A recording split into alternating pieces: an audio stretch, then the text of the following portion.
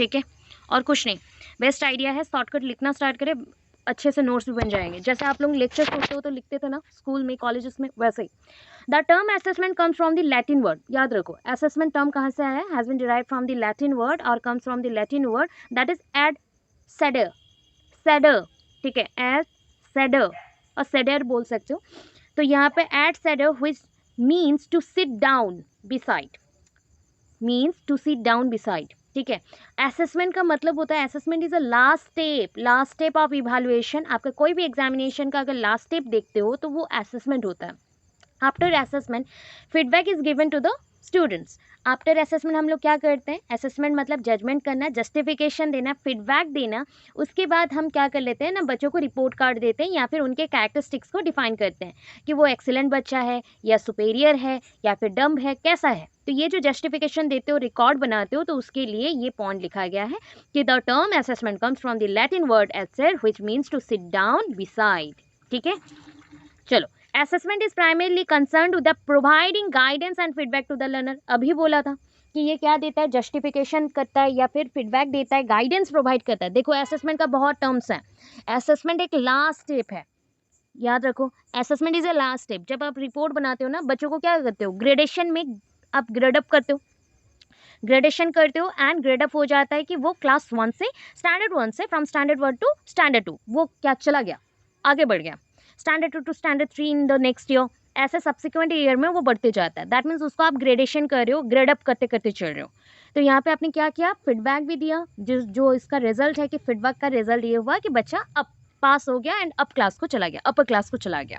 So first point ये क्या, assessment क्या होता है ना, assessment is the gathering of information, assessment gathering of information about students. हम असेसमेंट में क्या क्या करते हैं, यहाँ पे छोटे छोटे पॉइंट्स में मेंशन है, ठीक है, छोटे छोटे पॉइंट्स में मेंशन है।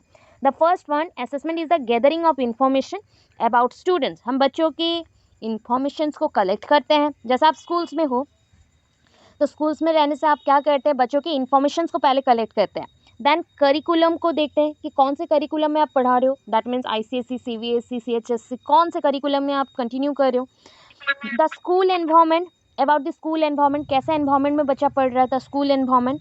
एंड दिस इन्फॉर्मेशन, ये जो तीन चीज़ बोला कि student, curriculum and the school environment, ये तीन मिलके क्या करते हैं, helps in improving learning and teaching. बच्चों को भी लर्निंग फैसिलिटीज दिया जाता है प्रॉपरली। कुछ बोल रहे हो क्या ma'am? Screen is not visible. Screen is not visible मतलब ब्लर आ रहा है या दिख नहीं रहा है टोटली? मैम टोटली नहीं दिख रहा है। सबको ये इशू है? आई थिंक एक दो बच्चे को होगा। दिख रहा है, नहीं दिख रहा है? सबको पूछ रही हूँ। बिल्कुल भी विजिबल नहीं है। अच्छा, कैसे हो गया? पॉइंट जो मैंने बोला था कि टर्म असेसमेंट क्या होता है ना, असेसमेंट जो टर्म आया है ये लैटिन वर्ड से है, स्टोरी जैसा याद रखो, ये लैटिन वर्ड से आया है एंड लैटिन वर्ड में इसका मतलब होता है एड सेडर, एड सेडर, दैट इज SEDRE, सेडर, ठीक है, which means to sit down beside, sit down beside. ये किसके पीछे बैठेगा, इवैल्यूएशन के पीछे, नंबरिंग के पीछे, या फिर एक रिपोर्ट देने के लिए, या फिर ग्रेड अप करने के लिए, फीडबैक देने के लिए बच्चों को ये बिठाया जाता है। That is one kind of guidance process. आप किसी को गाइड करना चाहते हो तो आपका एक बुक है ना, गाइडेंस वाला बुक होता है, गाइडेंस एंड काउंसलिंग। तो जब भी किसी को काउंसलिंग करना पड़ता है या गाइडेंस देना पड़ता है तो we need some information about that person, उस पर्सन के रिलेटेड में इंफॉर्मेशन कलेक्ट करना पड़ता है। कलेक्ट करोगे तब जाके आप कुछ सजेशन दे सकते हो उसके इशू के रिलेटेड, जो भी आपने एग्जामिन किया, इवैल्यूएट किया, उसके बेसिस पे आप इंफॉर्मेशन दे सकते हो। तो यहाँ पे मेंशन वही हो रहा है कि ये क्या करता है ना, हेल्प करता है गाइडेंस एंड फीडबैक देने के लिए। नेक्स्ट पॉइंट में क्या बोला ना, आपको 3 काम करने हैं। कोई बच्चे को अगर जजमेंट देना है तो 3 काम करने हैं, ठीक है, 3 works are important. The first one is gathering of information, और gathering of information about that student, particular एक बच्चों के ऊपर अगर आप एग्जामिन करना चाहते हो एंड उसको फीडबैक देना चाहते हो, उसको आप एसेस करना चाहते हो, तो उसका इंफॉर्मेशन को पहले कलेक्ट करो। सेकंड पॉइंट में कौन से करिकुलम में बच्चों को जज किया, कौन से करिकुलम के बेसिस पे बच्चों को जज किया, उसको देखो। थर्ड पॉइंट में द स्कूल एनवायरनमेंट, बहुत ही इंपॉर्टेंट होता है स्कूल एनवायरनमेंट। स्कूल एनवायरनमेंट अगर खराब हो तो बच्चों को हम जज नहीं कर सकते, ठीक है, क्योंकि एनवायरनमेंट ऑलवेज इन्फ्लुएंस अस, हमारे ऊपर इन्फ्लुएंस किसका है? आप जानते हो 2 टाइप का इन्फ्लुएंस होता है, एक होता है हेरिडिटरी जो कि बायोलॉजिकल है और एक होता है आपका एनवायरमेंटल, ठीक है। तो जैसे कि स्कूल एनवायरनमेंट अलग अलग है, उसके बेसिस पे भी बच्चों को हम क्या करते हैं, जज करते हैं। बट एनवायरनमेंट का इफेक्ट अगर ख़राब हो गया तो हमें रिजल्ट्स भी ख़राब मिलेंगे, अगर अच्छा है तो पॉजिटिव रिस्पॉन्सेस भी मिलेंगे। This information helps in improving learning and teaching. तो ये इसमें किस में हेल्प करता है ना, 2 चीज़ों में हेल्प करता है। जितना इन्फॉर्मेशन करेक्टली आप गेन करोगे फ्रॉम सराउंडिंग एंड जज करोगे बच्चों को, उस अकॉर्डिंग आपको और ज़्यादा क्या मिलेगा, मोटिवेशन मिलेगा कि बच्चों को आप इम्प्रूव करो। टीचर्स टीचिंग स्टाइल में इम्प्रूव होंगे, बच्चों का लर्निंग स्टाइल में इम्प्रूव होगा। Assessment is an interactive process, ये एक इंटरैक्टिव प्रोसेस है। Nowadays we also use different type of interaction process, that is via online or offline, that is, so ये जो point होता है कि that processes are very unique nowadays. We use the unique process. There are 2 unique process, online and offline. In online media we use any type of electronic gadget. हम लोग online माध्यम में क्या कहते हैं, कोई भी जो आपके इलेक्ट्रॉनिक गैजेट्स होते हैं, चीज़ें होते हैं, उसका व्यवहार करते हैं। यांत्रिक जो चीज़ें होती हैं उसका व्यवहार करते हैं बातचीत करने के लिए बच्चों के साथ। अगर ऑफलाइन में बोला गया फेस टू फेस इंटरेक्शन, जो सामने होता है, प्रत्यक्ष होता है, उसको बोला गया। सो अभी जो इंटरेक्शन से कौन से इंटरेक्शन में ज़्यादा इंफॉर्मेशन आप कलेक्ट करेंगे, बताइए। Which interaction is important, face to face, offline और ऑनलाइन? ऑफलाइन और online? Ma'am offline. Offline, because offline ma'am. offline ma'am information, offline. good. Offline. Oh, okay. So offline gives you the clear cut view of that person, clear cut view of that person. Particularly कोई भी person के बारे में अगर detail जानना हो तो सामने अगर रहते हो तो उसका जेस्चर भी पता चलता है, एंड वर्बल, नॉन वर्बल, जिसको आप बोलते हो कि जेस्चर बोलते हो या फेशियल एक्सप्रेशन बोलते हो, हैंड मूवमेंट्स बोलते हो, वो भी पता चलता है। प्लस एक पर्सन का कितना एबिलिटीज़ है, कौन से काम में एबल्ड है, कौन से काम में नहीं है, वो भी पता चलता है। तो यहाँ पे देखो, एक बच्चे को आप जज कर रहे हो एंड शी और he is disabled one, so when you contact in online format, so you cannot think about that disability. आप सोच नहीं सकते हो उस डिसेबिलिटी के बारे में, बिकॉज आपने सामने से देखा ही नहीं है उस बच्चे को। सो ये सब वैरी करता है, ये सब वैरी करता है, इसलिए इंटरेक्शन प्रोसेस बहुत ही इंपॉर्टेंट होता है। ये इंटरेक्शन बहुत वेराइटीज़ के हो सकते हैं, जैसे कि आपने 2 पढ़ा, वैसे बोलो अगर आप लेटर राइट कर रहे हो, किसी को लेटर दे रहे हो या फिर एक नॉर्मली मैसेज दे रहे हो, तो ये भी इंटरेक्शन का पार्ट है कि नहीं, इंटरैक्टिव पोर्शंस है। दैट इज़ लेटर राइटिंग हो गया, मैसेज राइटिंग हो गया, information sharing in the form of code हो गया, तो ये सभी इंटरेक्शन का ही पार्ट है, ठीक है। अभी इंटरेक्शन आपके अकॉर्डिंग, जो लेव वाइगोट्स्की का कंसेप्ट था उसके अकॉर्डिंग मैंने बोला था, इंटरेक्शन कितने टाइप में होता है ना, 3 में होता है। That is a private speech, याद होगा, inner speech and the social speech. याद करो, हम अगर दूसरे लोगों से बात करते हैं, एनवायरनमेंट में जो प्रेजेंट है उसको हमने बोला था सोशल स्पीच, जो समाज के दूसरे लोगों से हम करते हैं। इनर स्पीच जो हम खुद से बात करते हैं, मिरर देखे या खुद से ही हम कुछ सोचते हैं, बात करते हैं, तो that is a inner speech. और अंदर चले जाओ, that is a private speech. अगर बोलोगे तो हमारे जो ब्लड रिलेशनशिप जिनके साथ है, that is a family members, और जो भी पार्टनर्स हैं या सोलमेट हैं उनके साथ भी बात करते हो, वो हो गया प्राइवेट स्पीच। सोचो अब इंटरेक्शन के थ्रू बच्चों को आप कितना जज कर सकते हो। तो ये सोचो, आप अभी स्टूडेंट टीचर हो, स्टूडेंट टीचर में जो इंटरेक्शन होता है वो सोशल स्पीच होता है, मोस्ट ऑफ द टाइम वो सोशल स्पीच होता है, ठीक है। अभी देखो, अकॉर्डिंग टू एरविन, ठीक है, एक डेफिनेशन तो देना ही है। तो according to Erwin, assessment is the systematic basis for making inference. Inference normally अगर बोलो कंक्लूजन, जब आप अंत में आना चाहते हो तो अंत का, अगर एक छोटा सा प्रोसेस का मैं स्ट्रक्चर दिखाऊं कि ये टेस्ट है, सबसे पहले बच्चों को आप क्या करते हो जज करने के लिए, टेस्ट। ये छोटा हो गया। टेस्ट से थोड़ा सा ऊपर चले जाओ तो आपको मिलेगा एग्जामिनेशन, ठीक है, एग्जामिनेशन। एग्जामिनेशन के बाद आपको वैल्यू देना पड़ेगा, दैट इज कॉल्ड ईवैल्यूएशन। ईवैल्यूएशन, ठीक है, परीक्षण किया ना, परीक्षण विधि को हमने व्यवहार किया और उसके माध्यम से हमने एक मूल्य तक निर्धारण किया, ठीक है। लास्ट वाला आया इवैल्यूएशन के बेसिस पे जस्टिफिकेशन। अगर किसी ने बोल दिया जस्टिफिकेशन कैसे करोगे, थ्रू असेसमेंट, थ्रू असेसमेंट, ठीक है, ये जस्टिफिकेशन का प्रोसेस है, जस्टिफिकेशन, ओके, ये चीज़ है। तो एडविन के हिसाब से ये क्या है, एक सिस्टमैटिक बेसिस है। देखो, कोई भी कंक्लूजन तक पहुंचने के लिए मुझे क्या चाहिए, पहले मैं टेस्ट ली थी, टेस्ट से मैंने एग्जामिनेशन पे गई, फिर मैंने इवैल्यूएशन किया, फिर मैंने असेसमेंट किया। तो देखो एक सीक्वेंस में जा रहा है, सिक्वेंशियल है, ऑर्डरली मैनर पे चल रहा है। सो ये क्या हो गया, हर एक चीज़ का एक क्या होता है कि लाइन बाय लाइन होता है, स्टेप होता है, तो ये सिस्टमैटिक है। जहाँ पे स्टेप्स मेंशन होता है वो सिस्टम में चलता है, एक पॉइंट के बाद दूसरा पॉइंट आएगा, ऐसा मेंशन होता है जो कि कंक्लूजन ड्रॉ करने ईजी कर दे आपको प्रोसेस को। तो that one is called assessment, ठीक है। एंड डेवलपमेंट इसी के थ्रू होता है। Ma'am yes ma'am ma'am you said that justification that you हम जब असेसमेंट देते हैं तो उसको जस्टिफिकेशन देने के लिए ही हम असेसमेंट देते हैं। हाँ, मैम एक छोटा सा एग्जांपल आप दे सकते हैं? Report card, report card, progress okay. Card, तो वहाँ पे तो बच्चों का लिखा जाता है कि बच्चा ऐसा कर रहा है वैसा कर रहा है, हाँ, वो जस्टिफिकेशन मतलब उसको असेसमेंट बोलेंगे। हाँ वो असेसमेंट है। पोर्टफोलियो, चेकलिस्ट, अच्छा। ये बहुत सारे प्रोसेस है, एक नहीं है। नॉर्मली मैंने एक एग्जांपल दिया, in your school you can use your report card for justification.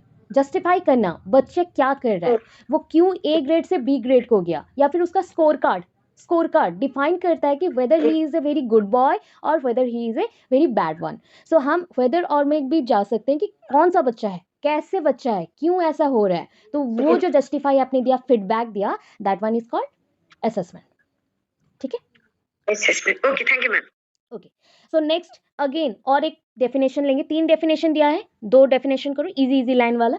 So according to, देखो नाम क्या है, गियर हार्ट, ठीक है, उनका नाम है Gearhart, that is called Gearhart. So according to Gearhart assessment, ये जो एस एस लिखा गया, ए एस एस लिखा गया है, तो that is not S, that is assessment. Assessment का शॉर्ट फॉर्म लिखा गया है A S S, is a process that involve a systematic collection. देखो यहाँ पे सिस्टमैटिक बेस बोला गया था, एक बेस क्या होता है, फाउंडेशन, तो यहाँ पे बोला गया collection, because we collect the information from the different process, that is from the day to day test, then after examination, after that evaluation, and last one we give the feedback.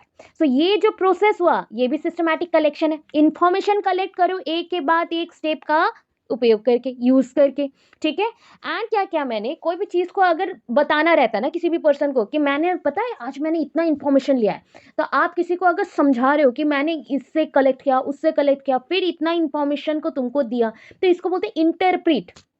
जैसे रहता है ना आपके computer में codes रहते हैं, codes को जब आप लेटर वाइज या फिर अल्फ़ाबेटिकली कुछ लिखते हो और अरेंज कर देते हो तो उसको इंटरप्रेट बोला जाता है, इंटरप्रिटेशन।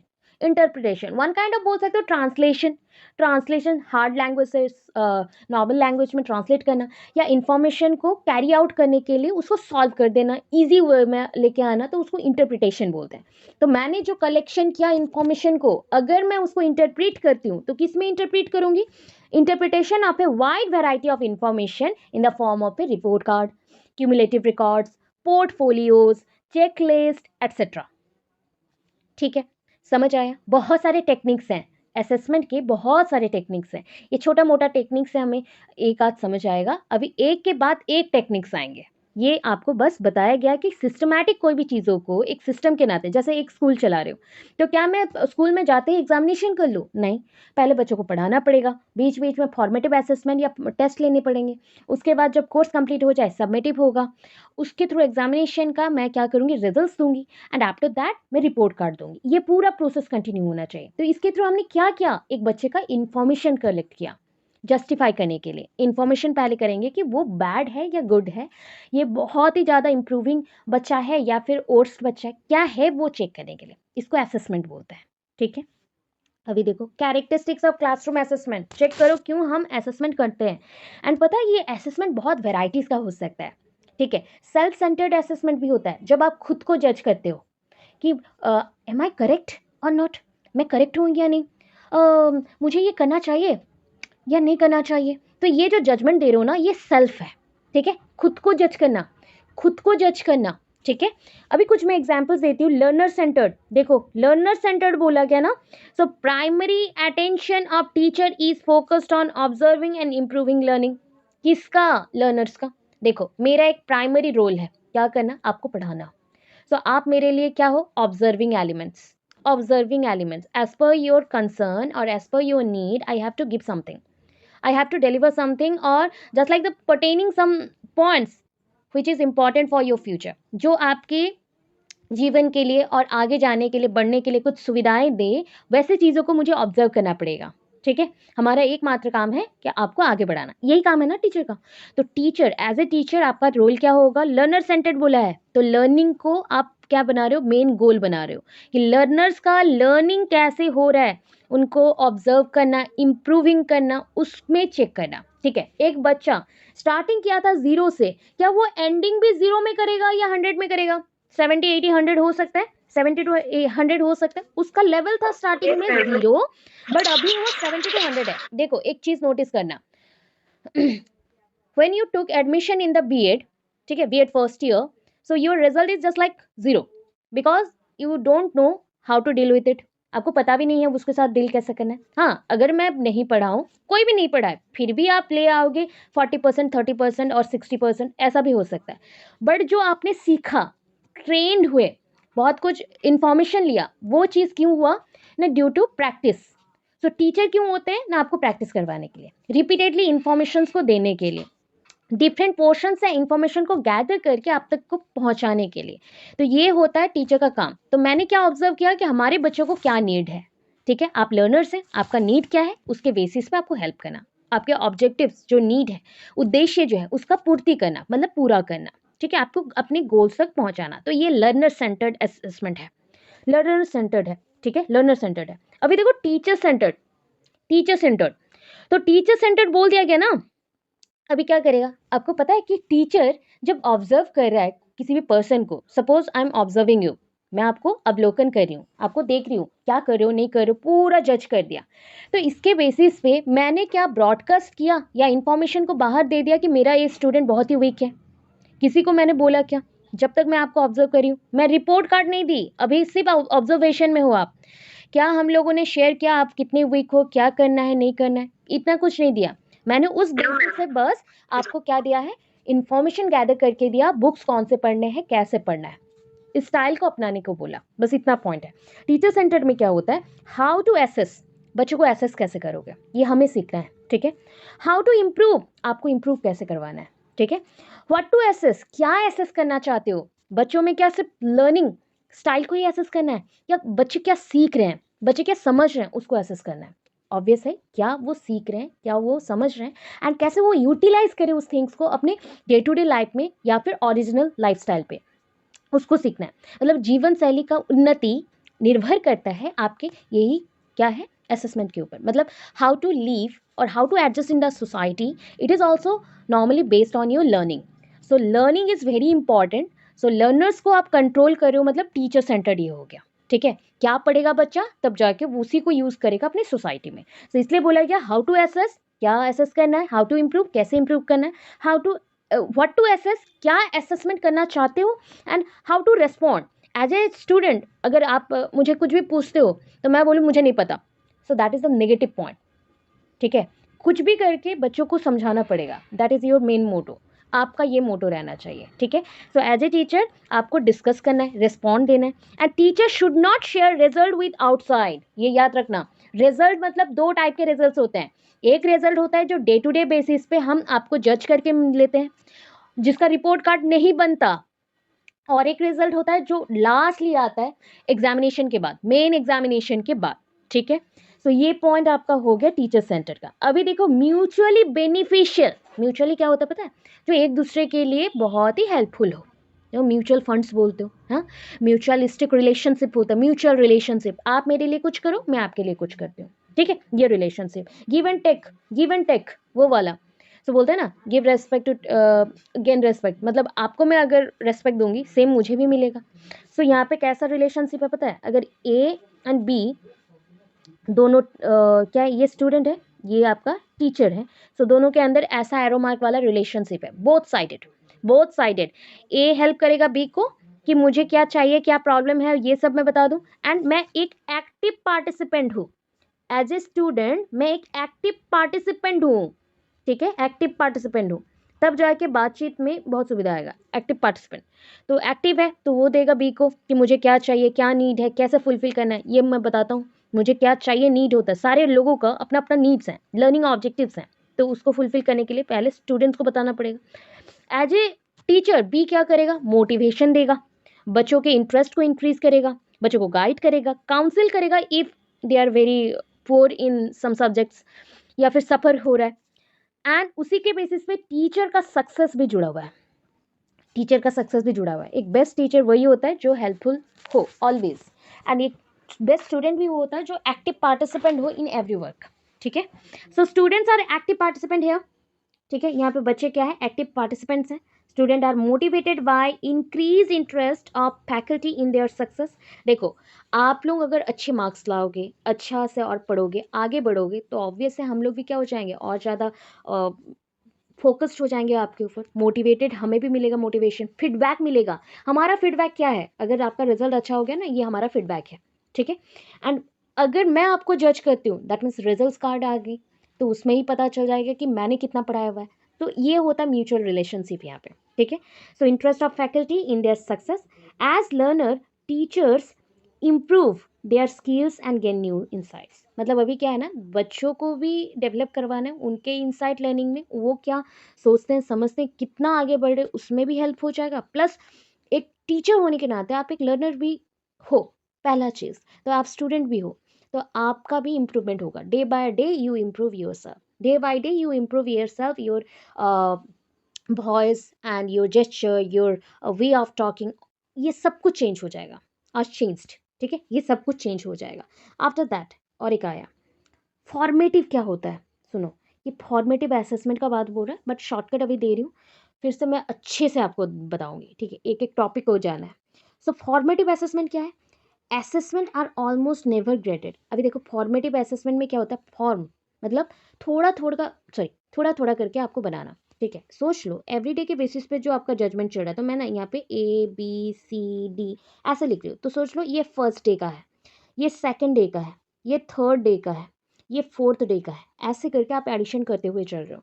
एंड कुछ ना कुछ आपको मैं ओरल टेस्ट कर रही हूँ, पेन पेपर टेस्ट दे रही हूँ, MCQs पूछ ले रही हूँ, या क्विज करवा दे रही हूँ। तो ये जो छोटे छोटे से टेस्ट हो रहे हैं ना, डे टू डे लाइफ में, एवरी डे के बेसिस पे, इसको हम ग्रेड अप नहीं करते, ग्रेडेशन नहीं करते, बस हमें पता करना रहता है कि कितना इन्फॉर्मेशन आप तक पहुँचा। ठीक है, सो यहाँ पे फॉर्मेटिव का मतलब हो गया थोड़ा थोड़ा करके इन बिटवीन द क्लासेस करना, in between the classes, in between the sessions करना। ठीक है, so assessment are almost never graded, ये असेसमेंट ग्रेडेड नहीं होता। ये assessment are almost always anonymous in the classroom and often anonymous online, ये online में भी हो जाता है। जैसे आप लोग ना छोटे छोटे टास्क कंप्लीट करने के लिए आपको टेस्ट और क्विज दिया जाता है, या फिर आप लोग कोई एक एग्जामिनेशन मॉक टेस्ट देते हो, या फिर क्लासरूम में आप कोई क्वेश्चंस आपको पूछा तो उसका आंसर्स देते हो, तो ये सारे आपका फॉर्मेटिव का ही पार्ट है। The next one is a assessment do not provide any evidence for evaluating and grading students. ये फॉर्मेटिव असेसमेंट का बात बोल रहा है। फॉर्मेटिव असेसमेंट आपको कोई भी ग्रेडेशन के लिए इंफॉर्मेशन नहीं देता, या एविडेंस नहीं देता इवेलुएट करने के लिए, मूल्यांकन करने के लिए। ये छोटे छोटे इंप्रूवमेंट्स हैं। सपोज दैट कि मैंने आज आपको असेसमेंट का 2 पेज पढ़ा दिया। ठीक है, and after that when I completed my task, I ask something about that chapter. Do you know about assessment? Do you know about gradation? If you tell me about gradation, then what is its main part? तो ऐसे मैं कुछ कुछ question पूछूंगी, परीक्षण कर रही हूँ ना, मैं आपको क्वेश्चन पूछूंगी कि परीक्षण के लिए सबसे पहला स्टेप क्या है, what is the first step for examination, और आफ्टर एग्जामिनेशन फिर स्टेप विल कम, कौन सा स्टेप आ जाएगा, उसके बाद कौन सा स्टेप आ जाएगा। अगर आप थोड़ा थोड़ा भी आंसर दे पाते हो, दैट मीन्स आपका फॉर्मेटिव असेसमेंट यहाँ पे कंप्लीट हो गया। आफ्टर अगर पूरा सेशन के बाद जो एग्जामिनेशन का सेशन होता है, मतलब 6 महीना का सेमिस्टर दे रहे हो या फिर एनुअल एग्जाम दे रहे हो, उस टाइम जो भी आपको असेसमेंट किया जाएगा, दैट वन इज कॉल्ड, क्या बोलोगे, summative one. Summative one, that is a sum sum मतलब योगात्मक, जोड़ना। तो जोड़ जोड़ के जो चलता है, और पूरा कोर्स कंप्लीट होने के बाद जो आपको एग्जामिनेशन दिया जाता है या लिया जाता है, तो that is called summative one, not formative one. Formative everyday के बेसिस पे होता है, और एट द एंड अगर मैं बोलूँ, at the end of the term, at the end of the session अगर कुछ हो रहा है, तो उसको बोला गया सबमेटिव वन। ठीक है, अभी देखो नेक्स्ट, कॉन्टेक्स्ट स्पेसिफिक। ये कॉन्टेक्स्ट स्पेसिफिक असेसमेंट है। कॉन्टेक्स्ट बोला गया, देखो ये क्या है, assessment response to the particular needs and characteristics of this teachers, students and disciplines to which they applied. Customise to meet the needs of students and course. अभी क्या होता है कि ऑनलाइन कोर्सेज देखो, different online and offline courses मिलता है, particularly आपके need के अकॉर्डिंग इसको डिवीजन किया जाता है। सपोज बस आपको पार्ट 1 चाहिए तो पार्ट 1 का ही एग्जामिनेशन दोगे, पार्ट 2 चाहिए तो पार्ट 2 का ही एग्जामिनेशन देंगे, ऐसे करके सो ऑन, पार्ट 3 का चाहिए, पार्ट 4 का चाहिए। तो ये हो गया क्या, बच्चों के नीड के अकॉर्डिंग, बच्चों के नीड के अकॉर्डिंग अगर टीचर्स डिफाइन करते हैं एक एक प्रोग्राम्स को या फिर एक कॉन्टेक्स्ट को, then it is called context specific. पूरा बुक नहीं करना है, छोटे छोटे पार्ट में बच्चों को जो चाहिए। जैसे कि बच्चों को मैंने पढ़ाया सेल के बारे में, ठीक है, cell is a basic structural functional of living body and cell contains this organelles and cell within this cell cytoplasm is there, ऐसे ऐसे मैंने पढ़ा दिया। उसके बेसिस पे 10 क्वेश्चन दे दिए, तो उसी पर्टिकुलर टॉपिक के बेसिस में 10 क्वेश्चन दिए, तो it is called context specific. इसको हम बोल सके विषय वस्तु के सारांश को निर्णय करने के लिए किया जाता है। विषय वस्तु, कोई भी एक विषय को पढ़ाया, उसका जो पूरा सारांश आया उसको आप चेक करने के लिए कि बच्चा कितना समझा, उसके लिए किया जाता है। तो that is called context specific. ये कस्टमाइज्ड होता है, मतलब अभी देखो बच्चे आपके लिए कस्टमर जैसे ही हैं, तो उनके नीड के अकॉर्डिंग आप जो प्रोवाइड करते हो तो वो कस्टमाइज्ड हो जाता है, बच्चों के नीड और इंडिविजुअल के नीड के अकॉर्डिंग जो होता है। नेक्स्ट देखो क्या है, ऑनगोइंग मतलब अभी जो कंटिन्यू चल रहा है, ठीक है। Classroom assessment is a continuous process. Ongoing मतलब अभी चल रहा है ना, कंटिन्यूअस हो रहा है। सोचो अभी मैं आपको बीच में आफ्टर क्लास कुछ फीडबैक दूंगी या फिर क्वेश्चंस पूछूंगी, अगर आपने बोल दिया, आंसर दे दिया, तो दैट इज ऑनगोइंग, जो चल रहा है, निरंतर गति में चल रहा है, निरंतर हो रहा है। क्लास के दौरान आपको मैंने कुछ क्वेश्चंस पूछे, during this session I will ask something, ठीक है, I will ask about the concept, about some assessment process or characteristics, so that is called ongoing। ये continuous चलता है, ठीक है, ये assessment process continuous है। इसमें क्या होता है, फीडबैक लूप बनाया जाता है। फीडबैक लूप क्या है, देखो अभी आपने क्या कर लिया, कुछ पढ़ाया, जैसे मैंने अभी बच्चों को एक टॉपिक पढ़ाया, सपोज दैट असेसमेंट टॉपिक पढ़ाने के बाद मैंने बच्चों से फीडबैक लिया, आफ्टर दैट फिर से टॉपिक पढ़ाया, फिर से मैंने फीडबैक लिया, एंड ये प्रोसेस कंटिन्यू ऐसे ही चलता रहा। तो that is called feedback loop. तो इसमें क्या होता है, 1 पेज कंप्लीट किया, थोड़ा सा क्वेश्चन पूछा, फिर से पढ़ाया, फिर से क्वेश्चन पूछा। सो ये ना each classroom event is of short duration. ये जो ड्यूरेशन भी होता है कितना होता है, 30 to 40 मिनट्स का या 45 मिनट्स का होता है, उसके अंदर ये 2-3 टाइम्स हो जाता है, तो इसको फीडबैक लूप बोलते हैं। फिर देखो रूटेड इन गुड टीचिंग, आपको पता है practice makes a man perfect. Always अगर निरंतर अवस्था में आप लोग हर दिन पढ़ते हो या फिर कोई भी चीज़ को प्रैक्टिस करते हो ना, वो आपके दिमाग में फिक्स हो जाता है। आज जैसे आप लोगों ने असेसमेंट ऑलरेडी पढ़ा हुआ है, पढ़ लिया, थोड़ा बहुत तो पढ़ा था पेडागोजी में, मैंने उस टाइम पे भी बताया था, डायग्नोस्टिक टेस्ट, प्रोग्नोस्टिक, क्लासिफिकेशन भी करवाया था। तो अभी सोचो अगर थोड़ा सा और इम्प्रूवमेंट करने के लिए हमें क्या करना पड़ता है कि कंटिन्यूस पढ़ना पड़ता है। आपका रूट को स्ट्रांग बनाने के लिए, जड़ को अगर स्ट्रांग बनाना है तो हमें एवरीडे कुछ ना कुछ काम करना पड़ेगा, हेल्प करना पड़ेगा। जैसे कि आप हेयर ऑयल का यूज़ करते हो आपके हेयर्स को स्ट्रांग बनाने के लिए, आप क्लीन रखते हो, सिमिलरली आपके माइंड को भी आप क्लीन कर रहे हो एंड प्रैक्टिस कर रहे हो, तो प्रैक्टिस के थ्रू आप क्या बनोगे, परफेक्ट बनोगे। असेसमेंट एक गुड प्रैक्टिस होगा जिसके थ्रू फीडबैक, जो स्टूडेंट से आप फीडबैक लोगे वो भी पॉजिटिव आएगा, लर्निंग और सिस्टमैटिक हो जाएगा, पढ़ाई का जो स्टाइल है, शिक्षण का जो विधि है वो भी और ज़्यादा सिस्टमैटिक हो जाएगा, अधिगम शिक्षण भी और सिस्टमैटिक हो जाएगा, मोर फ्लेक्सिबल होगा, मोर इफेक्टिव होगा, ज़्यादा फ्लेक्सिबिलिटी आएगा, ज़्यादा इफेक्टिव होगा। क्या हम इतना समझ गए? यस और no? Yes ma'am. Yes ma'am. Okay, देखो अभी मैं कुछ और पढ़ा रही हूँ, ये 2 पेज था जहाँ पे हमने मेंशन किया अबाउट कैरेक्टरिस्टिक्स, उसके जो रूल्स हैं, हम लोग थोड़ा थोड़ा से एग्जांपल लेते हुए, देखो मैं बुक से थोड़ा सा डिफरेंट देती हूँ, बुक्स को भी यूज़ करना, यहाँ से पॉइंट्स लेना, आपको बस समझना है कंसेप्ट, उसके बाद आप कहीं से भी पॉइंट्स लिख सकते हो।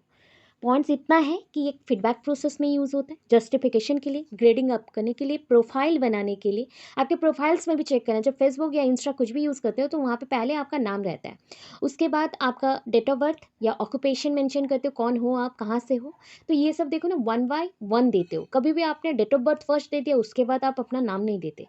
तो प्रोफाइल बनाने के लिए भी आपको क्या चाहिए, जस्टिफिकेशन चाहिए कि किसके बाद क्या रखना पड़ता है, पहले ID उसके बाद डिटेल्स, तो ये हो गया एक पॉइंट, ठीक है। तो उतना हमने पढ़ लिया। अभी है टाइप्स ऑफ असेसमेंट। देखो first of all formal assessment. Formal assessment क्या होता है? फॉर्मल मतलब जान रहे हो ना, रूल्स होंगे, कहीं पे सर्टिफिकेशन दिया जाएगा, सर्टिफिकेट भी गिवन होगा। सो ये क्या होगा, स्कूल्स में जो होता है फॉर्मल असेसमेंट, जहाँ पे सर्टिफिकेशन गिवन होता है, मतलब हमें एग्जाम देने के बाद सर्टिफिकेट मिल जाएंगे, ठीक है, इसके सर्टिफिकेट्स मिल जाएंगे, रिजल्ट सब आएगा, पास फेल का रिपोर्ट कार्ड प्लस सर्टिफिकेशन मिलेगा। So formal assessment is that assessment in which the teacher grade the student, बच्चों को हम ग्रेडिंग कर रहे हैं, वो फर्स्ट ग्रुप में जाएगा, सेकंड ग्रुप में जाएगा, थर्ड ग्रुप में जाएगा, उसके परसेंटेज के बेसिस पे, उसके पास फेल के रिजल्ट्स के अकॉर्डिंग हम प्रमोट करेंगे, एक क्लास से दूसरे क्लास को प्रमोट करेंगे। प्रमोशन, प्रमोशन कब होता है? जब आप अच्छे काम करते हो तो प्रमोशन होता है, डिमोशन नहीं होगा, प्रमोशन होता है, ऊपर जाते हो, अप होते हो, तो अप होने के लिए फॉर्मल असेसमेंट चाहिए, ठीक है, फॉर्मल असेसमेंट चाहिए। अभी इन द नेक्स्ट क्लास हो जाता है, on the basis of their performance in the classroom, formal assessment is basically in written form. ये कैसे होता है फॉर्मल असेसमेंट? अरे आपका फॉर्मल असेसमेंट जो है, आपके सबमिटिव असेसमेंट भी वही है, ठीक है, तो सेम ही है। तो ये एक रूल्स के साथ, अगर कुछ डिस्क्रिप्टिव मैनर पे ऐसे टाइप क्वेश्चंस के साथ या फिर ऑब्जेक्टिव टाइप क्वेश्चन के साथ at the end of this session अगर करते हो, तो उसको हम बोल देते थे सबमिटिव असेसमेंट। और यहाँ पे हमने बोल दिया कि यहाँ पे सर्टिफिकेशन होता है, पास फेल के रिजल्ट्स मिलते हैं, तो ये फॉर्मल असेसमेंट है, इतना है। सो अगर हमने किया कि वैलिड रीजंस देने हैं क्यों बच्चे को प्रमोट किया, तो उसके लिए फॉर्मल असेसमेंट चाहिए, ठीक है। इनफॉर्मल असेसमेंट करते हैं अभी। Next, informal assessment is that assessment in which the teacher observes the learning difficulties among the students and take effective step in order to remove। अच्छा, मैं अगर बोलूँ informal, then कौन सा assessment हो जाएगा? मैं information दे रही हूँ। ड्यूरिंग दिस सेशन बच्चों को चेक करना, लर्निंग डिफिकल्टीज को फाइंड आउट करना, एंड उसके बाद इफेक्टिव स्टेप्स लेना है कि लर्निंग डिफिकल्टीज को हम हटा सके। तो बताओ आपको ये असेसमेंट कौन सा असेसमेंट में जाएगा? दो टाइप के असेसमेंट यहाँ पे आ जाएंगे। इसको तो इनफॉर्मल बोल दिया क्योंकि यहाँ पे कोई रिजल्ट्स नहीं देने हैं, ना ही सर्टिफिकेशन लेना है, सो इनफॉर्मल है। बट ये कौन से टाइप में जाएगा? ये वर्ड जाएगा क्या? देखो, डायग्नोस्टिक जाएगा, डायग्नोस्टिक। जी मैम, डायग्नोस्टिक जाएगा। हाँ, गुड, डायग्नोस्टिक असेसमेंट हो जाएगा, ठीक है। डायग्नोस्टिक में क्या कर रहे थे, मैंने बताया था, डायग्नोस कौन करता है? डॉक्टर्स करते हैं। डॉक्टर्स क्या करते हैं? पहले पेशेंट्स को चेक करते हैं, उसके प्रॉब्लम्स को समझते हैं, उसके बाद इफेक्टिव स्टेप्स लेते हैं। Similarly here also teachers also did some basic steps for the students, same काम करते हैं, ठीक है। उनका परफॉर्मेंस ये है कि वो क्या करेंगे, पहले बच्चों को देखेंगे, पढ़ाएंगे, अगर बच्चों में इश्यूज है उसे फाइंड आउट करेंगे, and after that necessary steps को लेंगे, ठीक है। तो that is called informal one, इसको डायग्नोस्टिक बोला गया, ठीक है। ये ऑब्जर्वेशन के थ्रू पॉसिबल होगा, अवलोकन के थ्रू पॉसिबल होगा। अवलोकन का मतलब ऑब्जर्वेशन ही होता है, किसी को देखना, परखना, ठीक है। अभी देखो, ऑब्जेक्टिव असेसमेंट बहुत ईजी है। ऑब्जेक्टिव असेसमेंट मतलब आपको एक चीज़ के बारे में नॉलेज कितना है। So it is that assessment in which the teacher assess the students by taking objective type questions. Objective जैसे एमसीक्यूज के थ्रू कर लिया, छोटे छोटे क्षुद्र प्रश्न को हमने चूज किया, ठीक है, क्षुद्र प्रश्न, छोटे प्रश्न, ठीक है। Fill in the blanks, matching type, analogy type questions. देखो अभी कुछ कुछ आंसर्स मैं अंदर ही अंदर दे रही हूँ। एमसीक्यू आप जानते हो, multiple choice question. Fill in the blanks जानते हो, शून्यस्थान पूर्ण करो। मैचिंग टाइप हो गया कि ये स्तंभ को, मतलब क स्तंभ को ख स्तंभ के साथ मिलाओ, मतलब कॉलम ए कॉलम बी को मैच करना है। एनालॉगी टाइप क्वेश्चंस, आपको जब ऑप्शंस लगे कि चार चार ऑप्शंस हैं, उसमें से तीन सेम सेम है, एक को अलग करना है, तो वैसे क्वेश्चंस। अभी देखो, और ऑब्जेक्टिव मतलब छोटे उद्देश्य हो गए। अभी देखो बड़े आकार में असेसमेंट कैसे करोगे, तो that is a subjective one. Subjective assessment क्या होता है? It is that assessment in which the teacher uses the explanation ability of the students by asking subjective type question. एक एग्जांपल दे दूं, ऐसे type question, long answer type question. तो इसमें क्या होता है पता है, बच्चे को कोई लिमिट नहीं दिया गया। जैसे आप बड़े क्वेश्चन अभी लिखते हो, ठीक है, लॉन्ग क्वेश्चंस, सो उसमें कुछ लिमिट मेंशन नहीं है, 6 पेज 7 पेज 8 पेज लिख सकते हो अगर इन्फॉर्मेशन बहुत ज़्यादा है। और जो जितना परफेक्टली इन्फॉर्मेशन को एक्सप्लेन करता है, इंटरप्रेट करता है, वो अच्छा स्टूडेंट होता है, उसका दिमाग बहुत क्रिएटिव। तो ये सब्जेक्टिव असेसमेंट है, ठीक है। डायग्नोस्टिक समझ चुके हो। डायग्नोस्टिक में एक बच्चे का वीकनेस क्या है, स्ट्रेंथ क्या है, नॉलेज कितना है, स्किल्स कितना है। Weakness, strength, knowledge, weakness, skills, इतना चेक किया जाता है, एंड उसके बेसिस पे ही इंस्ट्रक्शन दिए जाते हैं। अभी देखो आपको और कुछ पॉइंट्स पढ़ाऊंगी, ठीक है, और एक लास्ट पढ़ा देती हूँ, फिर नेक्स्ट में हम कंटिन्यू करेंगे कल। इंटरनल असेसमेंट, ये आपके जो एग्जामिनेशन होते हैं छोटे छोटे से होते हैं ना, 20 मार्क्स के, 10 मार्क्स के, दैट इज कॉल्ड इंटरनल।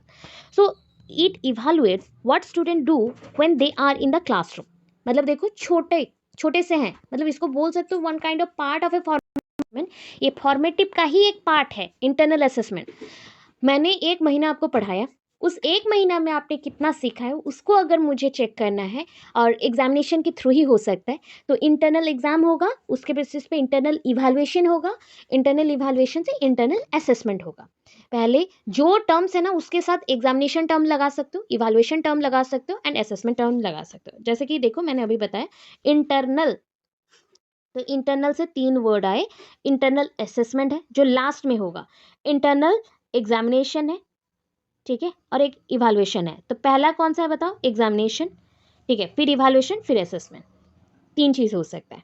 तो इंटरनल क्या होता है कि बच्चे क्या करते हैं कि कभी कभी पढ़ते नहीं हैं या इन्फॉर्मेशन नहीं लेते, तो ड्यूरिंग दिस सेशन जितना भी पढ़ाया गया, मतलब आज के क्लास में मैंने 15 दिन आपको पढ़ाया, अगर मैं बोलूँ कि हर दिन चेक करो तो दैट इज़ फॉर्मेटिव। अगर बोलूँ 15 दिन में या फिर 20 दिन में या फिर 30 डेज में मैंने क्या क्या पढ़ाया है उसको चेक करना है, तो दैट इज़ कॉल्ड इंटरनल, ठीक है।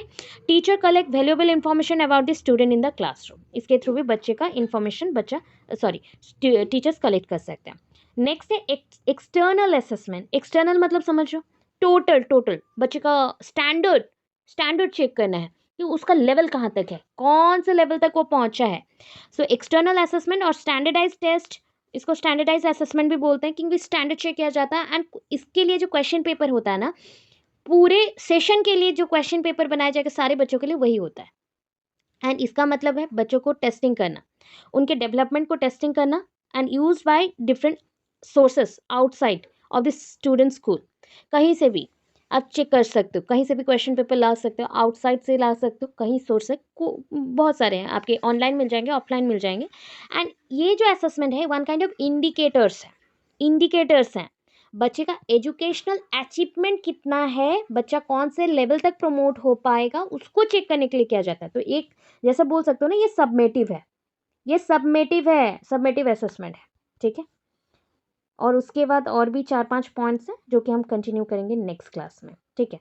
ये इतना भी लिख दोगे ना तो पहला क्वेश्चंस का ANU का तो कंप्लीट हो जाएगा, ठीक है। इसके बाद और भी है, मैं बताई थी कि और आपको डिटेल बताऊंगी, तो कल के क्लास में इसका पूरा पोर्शन मैं कंप्लीट करूंगी, ठीक है। इतना समझ आया ये? Thanks for watching my videos. Guys, please subscribe my channel and share with your friends and family.